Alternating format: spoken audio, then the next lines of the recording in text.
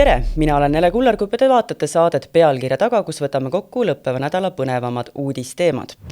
Vladimir Putin väisas käesoleval nädalal Pekingit, et pidada läbirääkimisi president Xi Jinpingiga. Visiit toimus vaid mõni päev pärast seda, kui USA riigipea Donald Trump Hiinas käis. Kas Hiina üritab globaalselt oma mõjuvõimu kasvatada, millised kaalutlused riigijuhtide kohtumistel võisid olla ning kuidas mõjutavad antud läbirääkimised Hiina, USA ja Venemaa suhteid Euroopaga? Seda arutan Eesti suursaadikuga Hiinas, härra Hannes Hansoga. Tervist! Aga minu poolt siit Pekingist. No alustame siis. Kas Hiina kohtumised USA ja Venemaa presidentidega on ka kolme suurriigi jõujoonte paika loksutamine? Mitte otseselt. Küll aga on ju täiesti kindel, et sellel tasemel visiitidel arutatakse riigipeade, aga ka kaasas olevate delegatsioonide, ministrite ja selliste tegelaste vahel kindlasti kõik võimalikke küsimusi, kaasa arvatud Ameerika Ühendriigid tõstatasid siin, ja seda ma tean faktina, Hiina suhted Venemaaga, Ukraina küsimuse. Ma olen täiesti kindel, et Vene režiimi juht Putin tõstatas siin küsimuse Ameerika Ühendriikide ja Hiina viimastest läbirääkimistest ja suhete arengutest, et selline teineteise kompamine kahtlemata käib ja ma usun, et ei ole vähetõenäoline, et käib ka sõnumite vahetus. Et ma usun, et Trumpil võis ka olla midagi edasi öelda Putinile läbi Xi. See on muidugi kõik oletuslik, aga tegu on suurte riikidega, kõik on ÜRO Julgeolekunõukogus, kõik on tuumariigid, kõik on kosmoseriigid, kõik on ühte või teistpidi seotud maailma erinevate nii poliitiliste, majanduslike kui ka paraku sõjaliste arengute või konfliktidega, nii et selline vastastikune kompamine, ka kolmepoolne kompamine arvatavasti käis. Kas USA ja Venemaa vahel käib mingil määral ka selline jõukatsumine, et kumb selle Hiina suudab rohkem enda hoovile meelitada? Või on nende sellised kaalutlused erinevad? Ma arvan, et Putini siia Pekingisse saabumine kohe peale Trumpi ei ole ju kuidagi juhuslik. Ma usun, et hiinlastel on tunne, et nad peavad ka Venemaad rahustama, sest selge on see, et soe, konstruktiivne, pragmaatiline läbikäimine siis Ameerika Ühendriikide ja Hiina vahel kahtlemata ei ole Venemaa huvides. Kahtlemata kasutab Venemaa praegu ära seda väga selget Hiina tuge siis kaupade, millest nad on ilma jäänud näiteks Euroopa poolt, sanktsioonide tõttu, kas kaupade tarnimiseks või ka näiteks see, et ka kütuse ja naftad ja gaasid ja kõik sellised asjad, millega omakorda siis Hiina Venemaad ja Venemaa sõda põhimõtteliselt ka meil Euroopas subsideerib. Et Venemaa jaoks on see ülioluline, aga ka Hiina leiab, et Venemaa on mugav partner. Nendega neil selliseid probleeme nagu Ameerika Ühendriikidega ei ole. Et võib öelda, et on tegu väikese vennaga, kes on aga kasulik väikene vend. Et neil, ma usun, omavahel kohutavalt armastust ei ole, küll aga on vastastikune huvi ja ühine nimetaja. Ja see ühine nimetaja ongi, et nad mõlemad on vastu Ameerika Ühendriikide ja laiemalt lääne sellisele domineerimisele maailmas. Et see on see, mis annab sellise üsnagi paksu pinnase sellele, mille pealt koos töötada. Ja kui me lihtsalt vaatame nagu numbreid, et siis Putin ja Xi, siis Venemaa juht ja Hiina riigipea on kohtunud kokku 40 korda. 40 korda. Et Ameerika Ühendriikide presidendid kindlasti ei ole kohtunud. Siiga 40 korda on vaevalt kohtunud mõne korra. Ja et veel nagu konteksti juurde tekitada, siis Ukraina president näiteks alates sõja algusest ei ole üldse Hiina riigipeaga kohtunud. Neil on ainult üks telefonikõne olnud. Nii et näha on, kuhu poole need asjad kaldu on ja selge, et Hiina on ikkagi Venemaa poole kaldu. Aga siinkohal me saame rääkida ka mingisugusest sellisest väärtuspõhisest riikidevahelisest suhtest või on tegemist ikkagi sellise pragmaatiliste suhetega? No Venemaa jaoks on väärtus Hiina raha. Hiina jaoks on väärtus Venemaa gaas. Venemaa jaoks on väärtus, et Hiina ei ole kordagi näiteks hukka mõistnud Venemaa sõda Ukrainas. Nad ei ole seda kordagi teinud. Ja Hiina ei tee ka midagi, et see sõda seal lõpetada. Ehkki positsioon selleks oleks Hiinal väga tugev. Et kahtlemata on siin Venemaa jaoks selline väärtus, aga ma ei räägi sellistest siis üldinimlikest väärtustest või inimõigustest või muudest sellistest väärtustest. Ma arvan, kui vaadata Hiina ja Ameerika suhet, Me oleme rääkinud ju aastakümneid tegelikult inimõiguste teemadest ja demokraatia, mitte siis olemasolust või puudumisest Hiinas ja nii edasi ja nii edasi. Aga see väärtuste aeg on paraku ikkagi suhteliselt ümber saanud. Et lihtsalt kaks suurriiki on saanud nii suureks, et kumbki neist tegelikult ju, olgem ausad, ei domineeri enam teise üle. Et need mänguväljad on üsnagi ühtlustunud tänapäevaks, et mõlemal on oma tugevused, mõlemal on ka oma nõrkused, haavatavused. Ja see vastastikune, ma ütleks selline seotus majanduslikult näiteks on lihtsalt nii erakordselt tugev, et ma usun mõlemad siin said aru möödunud aasta jooksul, kui pingeid kruvisid ja läksid järjest kõrgemale. Et parem on aeg maha võtta, leida mingisugune võimalus selliseks, ma ütleks, kutsuks seda strateegiliseks stabiilsuseks järsku, et keegi kedagi enam lihtsalt pikali ei pane, et järelikult peame leidma mingi meetodi, kuidas koos töötada. See ei tähenda mitte, et ütleme siis selline rivaliteet kuhugi kaoks, aga vähemalt nad üritavad seda manageerida ja eelmine aasta näitas mõlemale poolele, ma arvan, et mingisugune stabiilsus suhtes on mõistlikum kui lihtsalt selline pingete lõputu kruvimine, mis võib lõppeda mingi halva valearvestusega kusagil, mis võib viia kineetiliste konfliktideni ja nii edasi ja nii edasi. Ja ma arvan, jah, väärtuspõhisus selle klassikalises mõttes, nagu meie seda Eestis näeme näiteks, et see nende riikide vahel nüüd suurem jututeema küll ei olnud. Ehkki olles just kohtunud Ameerika Ühendriikide suursaadikuga, tegelikult inimõiguste teemad olid siiski ka Ameerika Ühendriikide presidendi ja Hiina riigipea Xi Jinpingi vahel jutuks tulnud. Tõsi, pigem isikute kontekstis, et Ameerika Ühendriikide president tõstatas paari konkreetse isiku, kes siis Hiinas on vangi mõistetud või Hongkongis, siis nende küsimuse, see on ka nagu inimõiguste teema, aga ma ei usu, et tuli juttu sellest, et kuidas Hiina rõhub mingisuguseid vähemusi ja nii edasi või inimesed ei saa hääletada valimistel. Te küll osaliselt vastasite selle küsimusele ära, tuues siin selliseid võrdlusi nende Venemaa riigipea ja USA riigipeade visiitide vahel, aga Trumpi ja Putini visiite Pekingisse on tagantjärgi analüüsitud ning öeldud, et kui Trumpi võttis lennujaamas tseremoniaalselt vastu Hiina asepresident, siis Putinit tervitas seal hoopis poliitbüroo istungi liige, mis on peenmärk sellest, et Hiina peab Moskvat Pekingi juhitava tekkiva mitte lääneliku maailmakorra usaldusväärseks partneriks. Et kas see on midagi, millest võiks välja lugeda siis Hiina eelistusi ning teha järeldusi? Et Venemaaga ikkagi üritatakse nagu sügavamat suhet hoida kui USA-ga? No Venemaa on lihtsalt mugav partner, et täna on Venemaa Hiinal majanduslikult peos.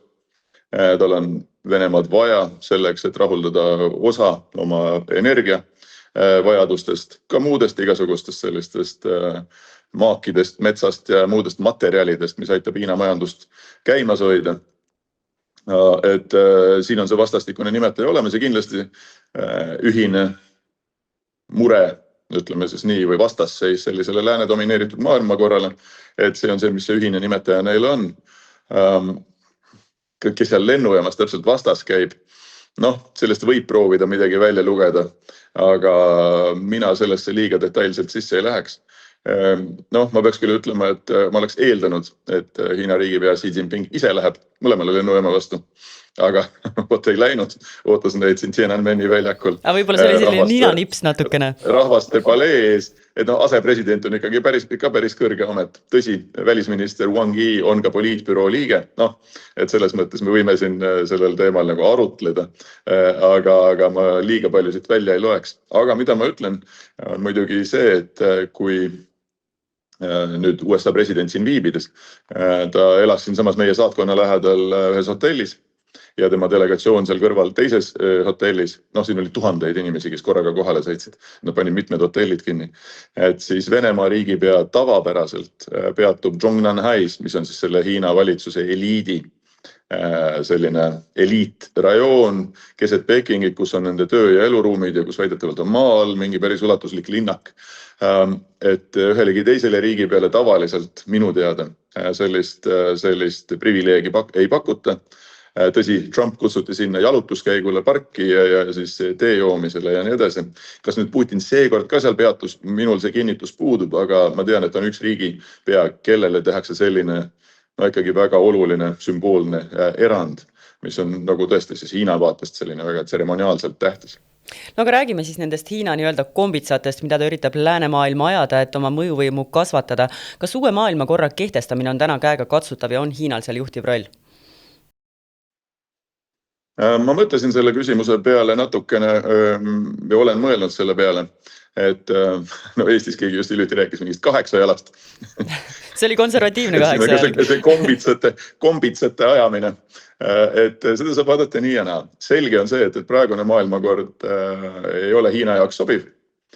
Selge on see, et Hiina tunneb, et tema huve praegune selline nagu rahvusvaheline süsteem ja ka õigus piisavalt arvesse ei võta, et siin ei ole mingit küsimust, et Hiina samm-sammult üritab ümber ehitada nagu ÜRO-d kindlasti, kõik need alternatiivsed organisatsioonid, eks BRICS, siis ütleme Hiina see initsiatiiv, tee ja vöönd initsiatiiv ja mingid sellised, et need on selleks loodud, et sellist läänekeskset maailma korda, ütleme, kui nii võib öelda, siis õõnestada. Aga nagu me räägime näiteks lihtsalt majanduslikult. No Hiinas on 1,4 miljardit inimest. Ta on maailma suuruselt teine majandus. Et kui me räägime kombitsate ajamisest, siis ükski riik ei saa suureks riigiks üldse kunagi saadagi, kui ta ei investeeri, ei osta, ei tooda. Lääne investeeringud Hiina ületavad kaugelt Hiina investeeringud läände. Kaugelt, see on kordades, me räägime siin triljonitest, mitte miljarditest, ega triljonitest. Et need kõik maailma suured, ma ei tea, on need Volkswagenid või BMW-d või Apple või Tesla või General Motors või Siemens, BASF näiteks, eks need on lihtsalt sellised üleilmsed suurkorporatsioonid. Nad kõik on juba aastakümneid siin Hiinas asju teinud, eks. Kõik maailma suurettevõtted, pangad, kõik nad opereerivad siin Hiinas. Tehnoloogia valdkonnast ehitavad tehaseid ja nii edasi, nii edasi. Ja nüüd Hiina mõistagi 1,4 miljardi inimese elanikonnaga riigina, eks ta peab ka kuskile investeerima ja midagi tegema. Et see kombitsate ajamine, see on, ma saan aru, et kriitilistesse sektoritesse selge ei taha keegi Hiinat sisse lasta kõik võimalik ohtude pärast, me räägime 5G-st ja mingitest sellistest asjadest. Aga samas on Hiinat meil on nagu vaja väga paljus. Et need tooted, mida me ka ise tarbime tegelikult, meeldib või meeldi, Hiina omad on konkurentsivõimelised, vähemalt Hiinas toodetud. Nii et seda küsimust saab käsitleda täiesti erinevalt. Hiina jätkab majanduskasvu on võib-olla see aasta alle 5%, aga eelmine aasta oli näiteks aasta, kus Hiina tootis tublisti üle 1/3 kõikidest maailma toodetest üldse. Terve planeedi elanikkond on 1/6, aga tootmise suutlikkus on 1/3, mis on viinud tohutu kaubanduse tasakaalutuseni, mis kõiki riike häirib, kaasa arvatud Euroopa Liitu. Et nagu piltlikult võib öelda, et Hiinast läheb Euroopasse 4 konteinerit, aga tagasi tuleb 1. Et sellised on need asjade proportsioonid. Et 1,3 triljonit dollarit oli möödunud aastal Hiina kaubandus ülejääk ülejäänud maailmaga. Et Hiina on nagu globaalsete huvidega riik, eks ta nagu järelikult on kohal igal pool. Kas Venemaa üritab partnerluses Hiinaga enda positsiooni tõsta, kuna Hormuzi väin on sisuliselt suletud ja see on Moskva jaoks võimalus end Pekingile siis esitleda usaldusväärsema nafta ja gaasi tarnijana? See oleks venelaste soovunelm, et nad saaksid veelgi lähema sellise gaasi, nafta ja ütleme energiakandjate tarnevõimalused Hiinaga, et Hiinale müüakse palju. Viimaste kriisidega seoses on hakatud müüma rohkem. Hiina on suurendanud oma importi Venemaalt, aga ka mujalt, kust saab näiteks Kesk-Aasiast.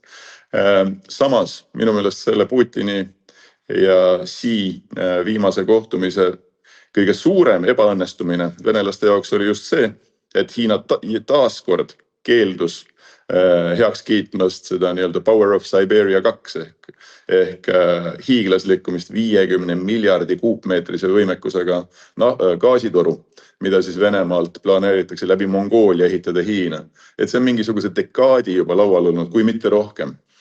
Ja alati on hiinlased see, kes selle projektiga venitavad, uusi igasuguseid argumente alati toovad ja nii edasi, nii edasi. Et Putinil, ma olen kindel, ma tean, et ka siin möödunud aasta septembris põhimõtteliselt jälle lepiti justkui milleski kokku, kuhugi edasi ei ole vahepeal liigutud ja taaskord läks Putin koju tühja kotiga, et ei saanud seda lepingut, et kuskil on siin ka mingid Hiina piirid, et ka Venemaast ei taha nad lõpmatuseni sõltuda ja võimalik, et neil on laual mingi selline hinnapakkumine venelastele, mida nood jälle omakorda ei suuda vastu võtta. Et selge on see, et see projekt edasi ei läinud ja selge on see, et see on Venemaa ja Putini jaoks personaalselt tohutu ebaõnnestumine. Nii et päris nii lihtne see maailm ei ole, et kui sa seal küsimuses niimoodi küsid. Meedia andmetel on Hiina vihjamisi öelnud, et Venemaa ilmselt hakkab kahetsema sõja alustamist Ukrainas, et kas Ukraina sõja lõpp oleks Pekingi huvides või sõjas oleva partneri nõrgenemine tagab neile näiteks kaubandussuhetes soodsamad tingimused ning seega selline pikale veniv kurnamissõda on Hiinale soodne? No retoorikas muidugi hiinlased ütlevad, et tuleb sõjategevus peatada. Päris elus on nii, et pigem on see hiinlaste huvides, et Euroopa on hõivatud kusagil mujal ehk siis Ukraina teemadega. See sõda on neile Venemaa veelgi rohkem pihku mänginud. Kindlasti erinevad sõjad, mis on Hiina, ütleme siis Vaikse ookeani piirkonnast eemal, mis hoiavad Ameerika Ühendriike ühte või teistpidi kinni, on ju Hiina huvides. Et ma arvan, reaalsus on see ja see, mida me siin hiinlastele ka kogu aeg räägime, et nad peaksid tegelikult midagi ette võtma, mitte ainult rääkima, et ÜRO harta on tähtis või midagi tegema selle nimel. Kas Hiina näpuviibutus siinkohal Venemaa suunas võiks muuta Venemaa kuidagi motiive Ukrainas? Võiks see midagi mingisugust kurssi muuta? Mitte näpuviibutus, aga lihtne lause, et me enam ei osta teie naftat ja gaasi näiteks. Et see oleks oluliselt mõjusam kui kõik need Euroopa kehtestatud sanktsioonid. Et mingite tarbekaupad, võib-olla suudab Venemaa veel natuke elada Hiina autod ette või siis dressipükste ja tossud ette. Aga mingi selline lihtne asi või nagu lihtsalt rahvusvaheliste sanktsioonidega päriselt ühinemine või pangandussanktsioonidega ühinemine. Venemaa oleks põlvili, ma arvan, päevade või nädalatega, kui Hiina otsustaks midagi sellist teha. Nad ei ole teinud seda.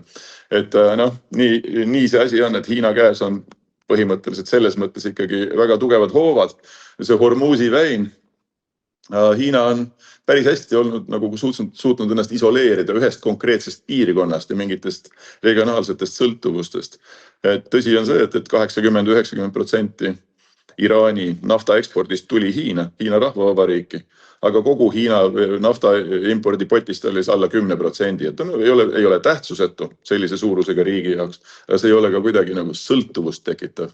Et Hiina on väga hästi suutnud kaasata Kesk-Aasia, eriti Kasahstani, mis puudutab naftat, Lõuna-Ameerika riigid, Aafrika, teised Lähis-Ida piirkonnad ja lõpuks on ka Hiinas tohutu elektrifitseerimis- ja roheenergia programm, see on nagu maailma kõige suurem programm, et tuumaenergia, siis on jätkuvalt söeenergia, mis annab neile sõltumatust, hüdroenergia, tuuleenergia, kas ma päikeseenergiat juba nimetasin, ma ei tea. Ühesõnaga, et see tegelikult kogu selline fossiilkütuste kompott, osa sellest Hiina energiakompotist on, ma ei mäleta, paarteist või 15% või midagi sellist. Ja nagu autod sõidavad siin üha rohkem ja rohkem lihtsalt täis elektriga, et üle poole kõikidest Hiinas müüdavatest uutest autodest on täis elektrid, samamoodi igasugused akumotikad ja nii edasi, nii edasi. Et selles mõttes nad ei ole nii kohutavalt sõltuvad ühest riigist ja ka naftast laiemalt. Olgugi, et nafta puhul on muid ebamugavusi Hiina jaoks. Plastiku tootmine, Hiina on väga suur tööstusriik, eks ka plastiku sisend, osade tekstiilide sisend näiteks on samamoodi kuidagi naftast tuletatud või tulenev. Et siin on kindlasti mõjusid ja ka kütuse hinnad on Hiinas tõusnud, see on fakt, eks, et möödunud sügisega või talvega võrreldes on mingi 25% või nii Hiinas tarbijate jaoks, ettevõtete jaoks naftahinnad tõusnud, aga nad ei ole kuidagi pikali, et see Hormuz on ebamugav Hiina jaoks, aga mitte kriitiline. Te loetlesite siin väga palju neid valdkondi, milles Hiina on esirinnas. Kas lääne poolt demoniseeritakse Hiinat liiga palju või tegelikult on see kõik põhjendatud? No hiinlaste arvates kindlasti demoniseeritakse, aga lääne poolt vaadates ei, meie kriitika Hiina suunas väga paljudes küsimustes on põhjendatud. No Venemaast me juba rääkisime, et see on Venemaa jaoks ikkagi päästerõngas, majanduslik, poliitiline, et siin ei ole mingit küsimust. Teine on see poliitiliselt lihtsalt talumatu kaubandusdefitsiit. Et lääne ettevõtetel on Hiinasse üha raskem tulla ja siin on üha raskem müüa. Ma nimetasin suuri globaalseid ettevõtteid, kes siin kõik opereerivad, aga uusi tulijaid praktiliselt ei ole. Hiina turukaitse tegelikult on ikkagi väga tugev tänapäeval, sest siin on ise ettevõtted, kes on väga edukad ka tehnoloogias näiteks. Ja mõistagi nad ei taha enda kõrvale tegelikult välismaiseid konkurente. Ja see kaubandusdefitsiit on muutunud ikka üüratuks probleemiks, et Euroopas ja ka mujal maailmas surevad välja tööstused, inimesed kaotavad töökohad, sest et need on liikunud siia. Ja see ei ole poliitiliselt talutav, et mingil hetkel jookseb kuskil piir ette, kus tuleb hakata astuma vastusamme, et see selline riiklikel subsiidiumitel põhinev ekspordi ettevõtlusvorm, mis tähendab, et Euroopaga on siin 100 miljardid aastas kaubandus ülejääk Hiinal ja meil siis defitsiit vastupidi. Aga ka ülejäänud maailmaga, et selle lõpuks on mingid mõjud, et see kõik on poliitiliselt tundlik. Ja muidugi selline mudel maailma valitsemiseks, kus nagu selline autoritaarne lähenemine maailmale, selline diilipõhine lähenemine, et see meile vähemalt läänemaailmas kindlasti ei sobi ja põhjustab palju probleeme. Ma arvan, et Hiinaga need on päris probleemid. Te juhatasite meid väga hästi sisse järgmisesse küsimusse, et Kaja Kallas ütles Lennart Meri konverentsil, et nii Hiinale kui ka USA'le ei sobi ühtne ja tugev Euroopa Liit, kuna sellisel moel nähakse meid võrdse jõuna. Et kas Hiinale on soodsam sõlmida leppeid pigem liikmesriigiti kui ühtse liiduga? Kahtlemata selline trend on viimasel ajal väga tugevalt tunnetatav. Ja? Et Hiina üleüldse viimasel ajal väldib suhtlust Euroopa Liidu tippjuhtkonnaga, kaasa arvatud kõrge välisesindaja Kaja Kallasega, aga ka Ursula von der Leyeniga, aga ka Antonio Costaga ja Euroopa Liidu institutsioonidega, keda peetakse siin Pekingis Hiina vastasteks.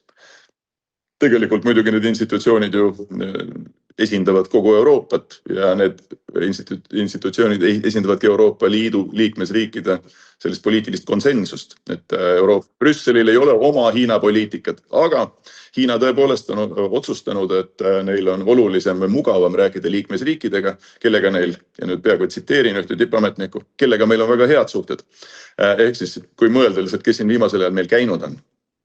Prantsuse president, enne teda veel Hispaania kuningas, Soome peaminister, Saksa kantsler, hiljuti on siin käinud Hispaania peaminister, vahepeal käis Suurbritannia peaminister ja nii edasi, et tegelikult see näitab, et Hiinal on valmisolekut küll liikmesriike ja nende, eriti suuri liikmesriike, nende riigipäid vastu võtta ja proovida teha tõesti mingisugust sellist neile mugavamat siis koostööd või diili.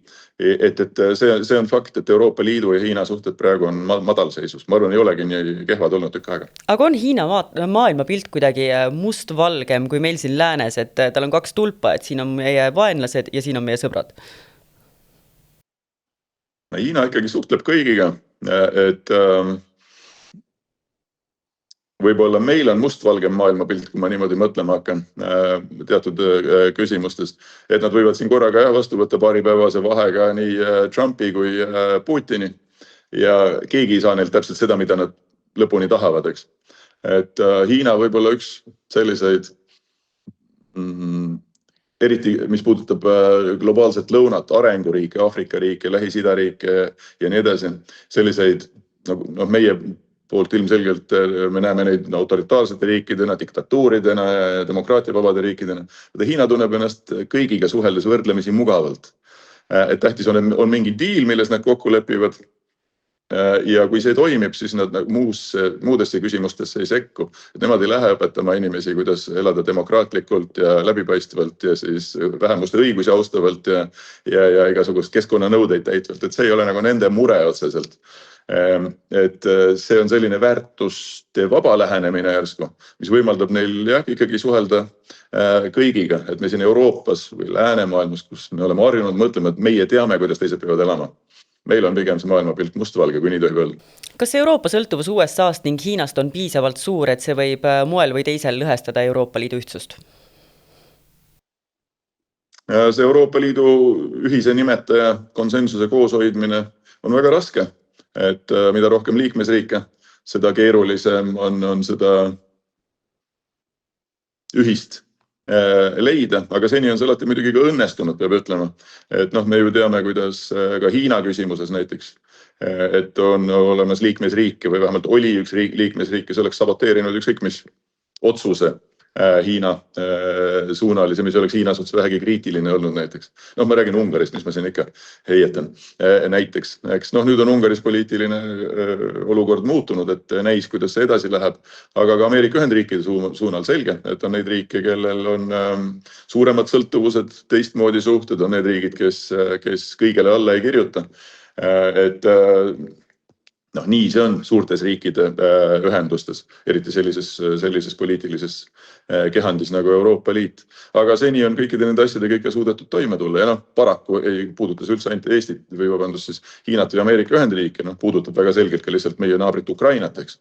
Et ka siin on ju tegelikult selle ühtsuse otsimine väga keeruline olnud, nii et siin, ütleme see ma ei tooks isegi eraldi välja USA-d ja Hiinat, vaid muudes küsimustes on Euroopas samuti probleeme. Isegi Moskvas käimise osas ei suuda me ju kokkuleppeid tegelikult leida, et see väga hea ei ole. Aga kas nende kahepoolsete kokkulepete sõlmimine siis liikmesriigiti ja suurriikide poolt, kas see siis võib lõhestada kuidagi liitu? Annab see hagu juurde sinna? Me oleme lõpuks kõik suveräänsed riigid, et osa me oma suveräänsusest oleme ära andnud, aga ikkagi suurem osa on alles. Et see on iseenesest ju mõistetav, et riikidel on erinevad huvid ja ka võtavad oma erinevaid seisukohti nii-öelda teatud küsimustes. Et me ei taha ju ka tegelikult Euroopa Föderatsiooni, kus ongi Brüsselis on valitsus ja siis nad meie eest otsustavad, et me tahame ka ikkagi riigina suuta suhelda nendega, kellega õigeks peame ja ajada mingeid omi asju. Et ma arvan, see on normaalne, et kuskil on see, eks me oleme liitriik või riikide liit, et see on päris oluline vahe ja parem on meie jaoks ikkagi, et me oleme liitriik. Ma lõpetuseks kiiresti veel küsin, et Hiina kasvanud mõjutegevuse eest hoiatas ka Kapo tänavune aastaraamat. Kas nende tõhusaim hoob propagandat levitada ongi läbi kultuuri ja kaunite kunstide, et siis kuidagi imbuda siia? Et see on ju see, mis noori köidab, see on see, mis on nii-öelda selline varjatud propaganda, mille sellisest propaganda mõjust ja siis sihist kohe niimoodi otseselt aru võib-olla ei saagi. Ka mina panin tähele seda ja ma usun ka pani tähele Hiina siis esindus Eestis neid lauseid, et nagu ma ütlesin, Hiina on globaalsete huvidega riik, et nagu iga riik, et nad tahavad ennast edendada, ennast tutvustada ja muidugi tekitada ka pinnast selliseks nagu lähemaks või sellele riigile, selle riigi huvidele vastavaks suhtluseks. Et jah, nad on olnud päris edukad kultuurivaldkonnas, varasemalt haridusvaldkonnas, kus on olnud aegu, kus väga palju eestlased käisid ka Hiinas ülikoolides näiteks. Seda võib nimetada selliseks pehme jõu projitseerimiseks. Et sellised teemad on Hiina puhul kindlasti üleval, jah? Et on valdkondi, kus Eesti on selgelt öelnud, et Hiina ei ole teretulnud, ma ei tea, kriitiline infrastruktuur või 5G või mingid sellised asjad. Tavapärane kaubandus meil käib, mingi kultuurisuhted ka on, aga selge on, et kuskilt ületavad nende hea maitse piiri. Hannes Hanso, ma väga tänan teid selle intervjuu eest.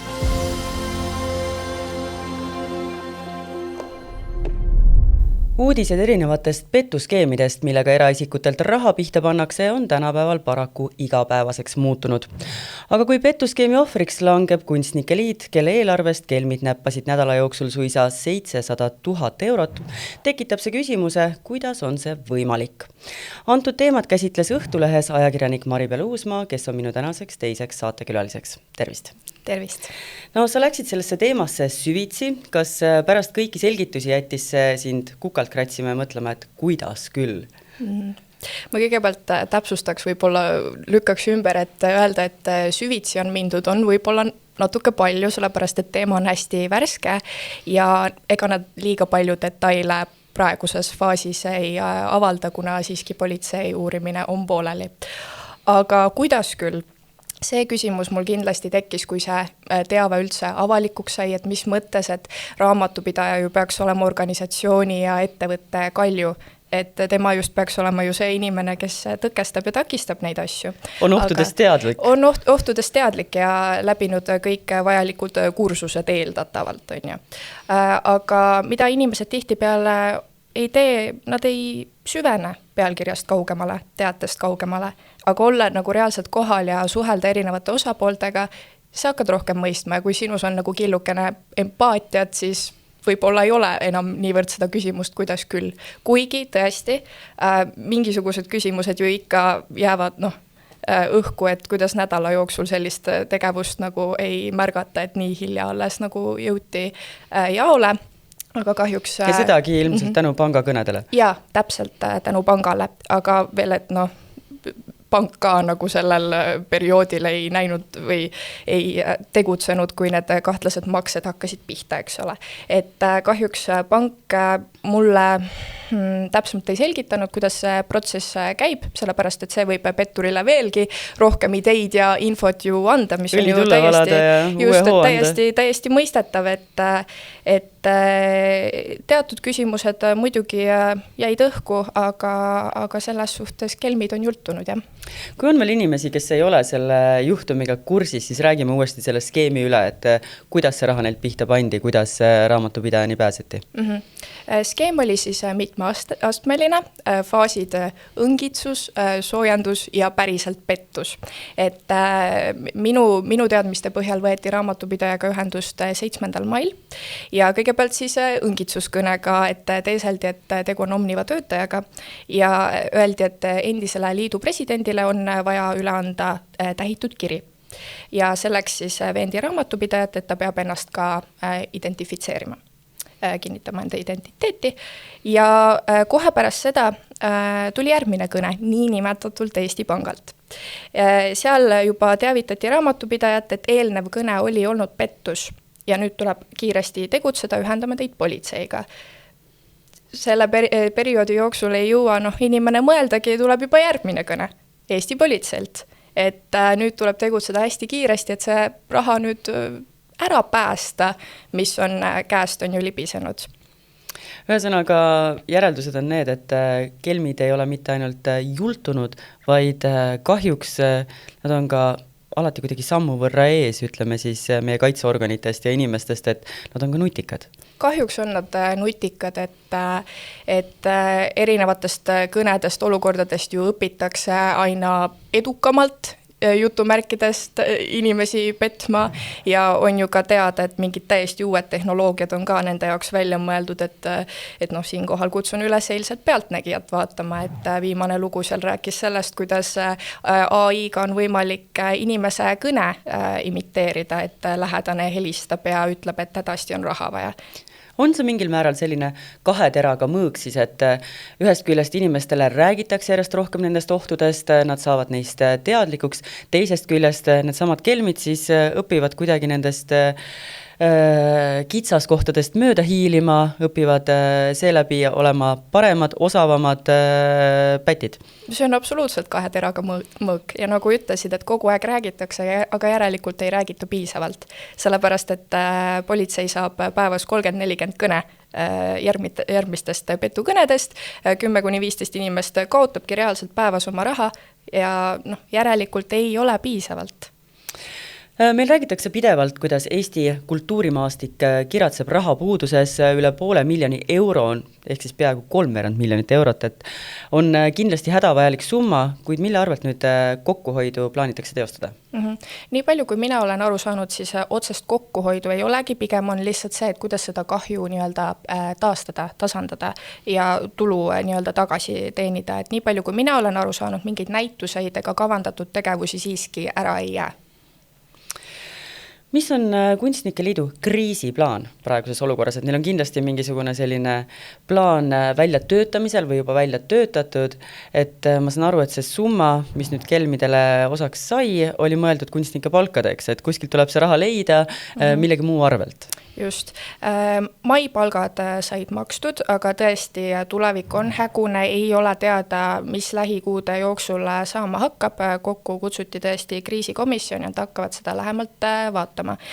Mida liidu president on avalikult öelnud, et vaadatakse üle enda varad, enda kinnisvara, kunstikogu, tehakse, ega seal häid variante selles mõttes ei ole, tuleb leida kõige targem variant, mille rent ja mille müük võib siis nagu midagi päästa ja Küll aga positiivne lahendus, mida nad välja tõid erinevatel pressikonverentsidel oli see, või erinevates intervjuudes, oli see, et nad ütlesid, et maksumaksja raha kallale nad ei lähe, et see juba oli maksumaksja raha ja maksumaksja rahakoti nad jätavad rahule, sellepärast et nad mõistavad, et see viga tekkis neist ja seega ei pea, ütleme, tavakodanik siis muretsema, et neilt nüüd kuidagi topelt maksustatakse selle eest. Just, maksumaksja on oma panuse andnud ja tsiteerides tõesti liidu presidenti, et neil tuleb see jama enda jõududega ära klattida. Et igast kriisist siis midagi ka õpitakse, et mis on see õppetund antud juhtumi puhul, et mida siit iga inimene võiks praegu endal kõrva taha panna ja meelde jätta? No nagu sai enne öeldud, et asjast räägitakse, aga järelikult ei räägita siis piisavalt, kui sellises summas on siiski võimalik organisatsioonidest raha välja petta, on ju. Et võib-olla nüüd mõni inimene mõtleb 2 korda, mõni organisatsioon mõtleb 2 korda, et ta saab sellise kõne. Tulebki meelde, aga see ju meenutab seda, mis Kunstnike Liiduga juhtus. Äkki see suur suur pettus hoiab ära järgmiseid väiksemaid pettusi selles mõttes. Aga tundub ka natukene selline uskumatu, see tänapäevane reaalsus, et see kasvatab inimestes justkui sellist paranoilisust, et kõik kõned, mis sa saad, kõik asjaajamised, mis on, et kontrolli 3 korda enne, kui sa seesuguseid tehinguid teed, et kas see muudab elu kuidagi keerulisemaks või tegelikult pikas perspektiivis teeb see meie elu lihtsamaks, kui sa ise sellise taustakontrolli põhjaliku teostad? Aga see on inimesele ju endale ka kasulik, et ta on võimeline analüüsima asju natuke, et võib-olla me kipumegi liiga palju kiirustama, liiga lihtsasti mingeid otsuseid vastu võtma, et võib-olla tasuks 2 korda enne mõelda ja silmast silma asjadest rääkida. Ütle mulle lõpetuseks, kas sina ise oled sattunud petturitega rääkima, on üritatud sinult või sinu lähedastelt või tuttavatelt mingit teed pidi mingisuguseid andmeid, raha õngitseda? Minul on olnud seda õnne, et minu poole pole eesti keeles pöördutud. On vene keeles, aga mina ei oska öelda, kas see oli pettur või mitte. Ja õnn ongi selles, et mina vene keelt ei räägi. Aga küll kolleegide poole, vanemate poole, tuttavate, sõprade, see on nii levinud. Nii et siit taaskord see tõde, et räägi enda vanematega, räägi enda vanavanematega ja teavita neid võimalikest ohtudest. Absoluutselt. Maribel, ma tänan sind selle intervjuu eest. Aitäh.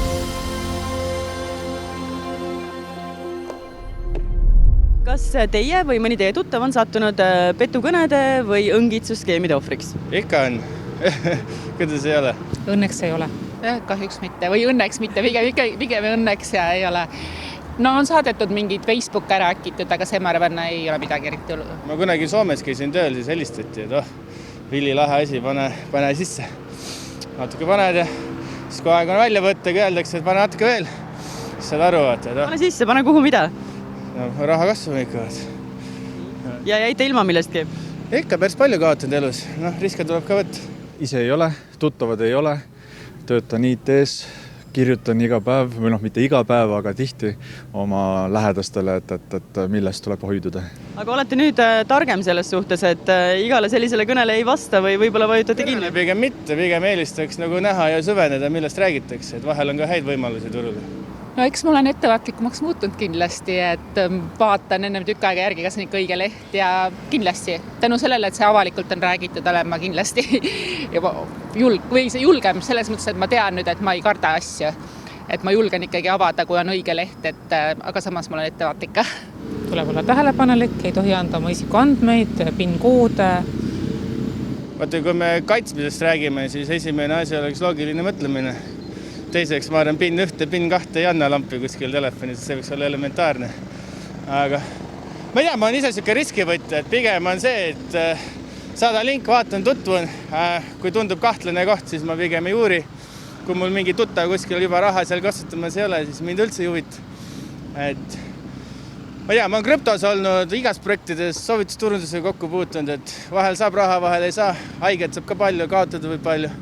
No põhimõtteliselt on see, et iga suvalisele lingile ei tohi vajutada, iga selle PIN-koodi küsimusele ei tohi oma PIN-koodi anda ja kui on natukenegi kahtlust, siis tuleb kas mõne tuttava käest või siis konkreetselt teenusepakkuja käest üle küsida, et kas ikkagi on tema poolt see kiri või mingi muu asi tulnud. Kas teile tundub, et nendest ohtudest räägitakse täna piisavalt palju? ma arvan, et räägitakse, aga sõltub, mis kanalit keegi jälgib. Aga tuleb edasi rääkida. Vaata, uuri, mainitakse midagi, jah, Google teed oma eeltöö, kodutöö, siis teed oma riskianalüüsi, kui asi klapib muidugi. Ära pane autot panti või nagu ma siin just oli see mingi 700 tonni eest mingi kunstirahad kuskil pandi magama. See on nagu siuke next level, et kuidas nii palju raha kuskile käest ära antakse. Isegi tänapäeva noored ei pruugi seda teada, et minu ajal oli see, et iga vilkuv bänner näiteks veebilehel ei pruugi olla nagu hea reklaam, või pigem on hoopis pahavara ja samamoodi on ka meilidega, et pigem on nagu see, et nendest hoiduda põhimõtteliselt, eks ole, see võib olla halb asi. Et võib-olla see on nagu siuke esimene asi, mida ma tegelikult ka soovitaks siis noortele, eks ole, et peaks vältima neid asju ja siis võib-olla ka seda nagu ütleme enda vanematele edasi rääkima ja veel on tegelikult hästi palju selliseid toredaid veebilehekülgi, ma praegu peast kahjuks ei oska teile öelda, kus juhendatakse, et millest hoiduda, et soovitan noortel võib-olla natukene Googleda, küsida või uurida. Teadlikkust tõsta? Ja põhimõtteliselt ja siis seda vanematele edasi on.